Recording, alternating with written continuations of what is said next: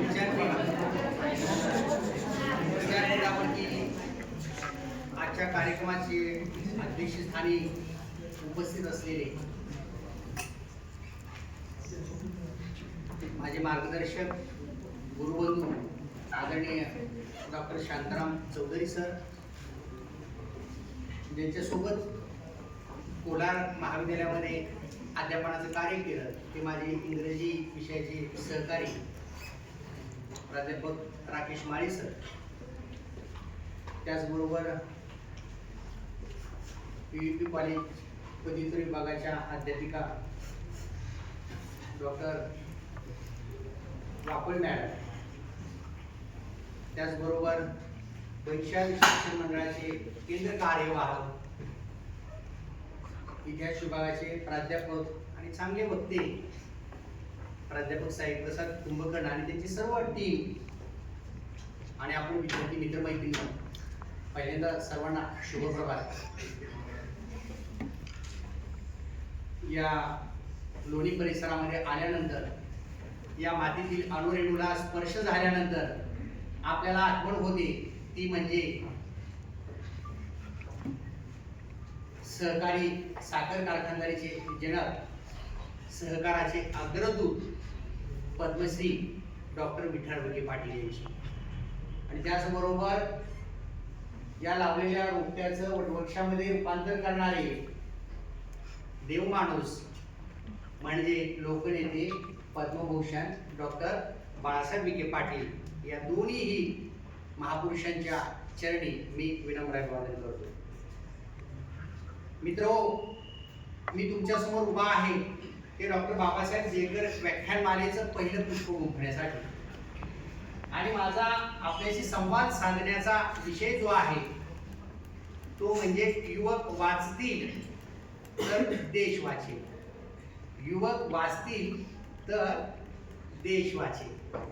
साई प्रसाद यांनी प्रस्तावित करतानाच खूप छान पद्धतीनं मांडणी केली. मी काही भाषण द्यायला आलेलो नाही, तर मी आपणाशी संवाद साधायला आलेलो आहे. नाहीतर भाषण म्हटलं की एकसुरी असतं, माझ्याच हाती माईक आणि माझं सारं ऐक, अशी परिस्थिती होऊन जाते. परंतु टू वे कम्युनिकेशन, वक्ता आणि श्रोत्याच्या मध्ये होणारे जे आदान प्रदान आहे याच्या माध्यमातून खऱ्या अर्थानं भाषिक कौशल्याची चर्चा होत असते.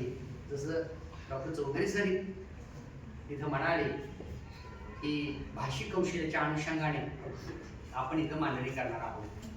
आपण जर पाहिलं एडीपीच्या नुसार तर भाषा आणि जीवन व्यवहार, भाषा आणि संवाद कौशल्य, भाषा आणि व्यक्तिमत्व विकास, भाषेच्या माध्यमातून होणाऱ्या प्राथमिक कौशल्यांचा विकास, या गोष्टीची ज्यावेळी आपण चर्चा करतो त्यावेळी या सर्वांच्या मुळाशी वाचन, दिशा आणि दृष्टिकोन महत्वाचा असलेला आपल्याला दिसून येतो आहे. संत ज्ञानेश्वर आपल्या ज्ञानेश्वरी मध्ये प्रथम श्रोतुवंदन करतात. श्रोत्यांना खरं तर ते ज्ञाते हो असं म्हणतात, आणि श्रोतुवंदन करून आपलं भगवद्गीतेवरील भाष्य लोकभाषेमध्ये, जनभाषेमध्ये, प्राकृत मराठीमध्ये लोकांसमोर मांडत असतात.